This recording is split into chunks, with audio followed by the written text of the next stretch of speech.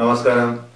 SKR channel ప్రారంభోత్సవ సందర్భంగా వీక్షకులకు మరియు మిత్రులకు శ్రేయోభిలాషులకు అందరికీ శుభాభివందనములు.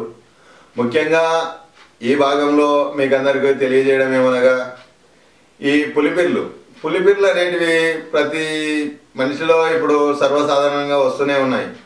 ఈ పులిపిర్లు అసలు ఎందుకు వస్తాయి అంటే కొంతమంది పొగ తాగడం వల్ల వస్తాయని అంటున్నారు, కొంతమంది కోడి రక్తము శరీర భాగంలో పడడం వల్ల వస్తాయి అంటున్నారు, మరి కొంతమంది వేడి వల్ల వస్తాయని అంటున్నారు. ఏదేమైనా పులిపిర్లు అనేవి వస్తున్నాయి. దాన్ని ఎలా మనం శాశ్వతంగా తొలగించాలనేది ఈ వారం మీకు తెలియజేస్తాను.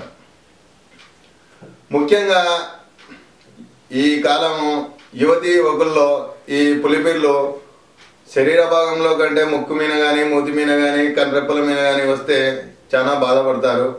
మిగతా వాళ్ళకి చెప్పుకోలేరు, లోపల మదన పడతారు. పెళ్ళిళ్ళకి కానీ శుభకార్యాలకు కానీ వెళ్ళలేరు.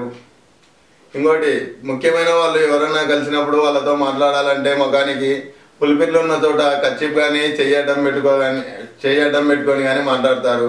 ముఖము పూర్తిగా చూపలేరు. కనుక ఈ విషయాలన్నీ నాకెలా తెలుసు అంటే నేను కూడా పులిపిర్ల నుండి ఒకప్పుడు బాధపడినవాడిని కాబట్టి నాకు ఈ విషయాలన్నీ తెలుసు. వాళ్ళందరికీ ఎలా పులిపిర్లు శాశ్వతంగా తీసేసుకోవాలో ఇప్పుడు చెప్తాను. ముఖ్యమైన విషయం ఏమంటే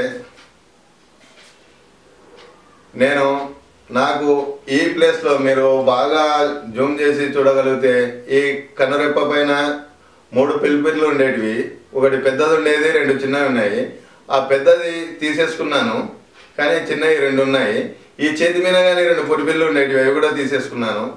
నేను ఈ పులిపిర్లు తీసేసుకోవడానికి డాక్టర్ల దగ్గరికి, ఆయుర్వేదము యునానీ డాక్టర్ల దగ్గరికి తిరిగాను. ఎంతో డబ్బులు ఖర్చు చేసుకున్నాను, టైం కూడా వేస్ట్ అయింది, కానీ ఫలితం మటుకు రాలేదు.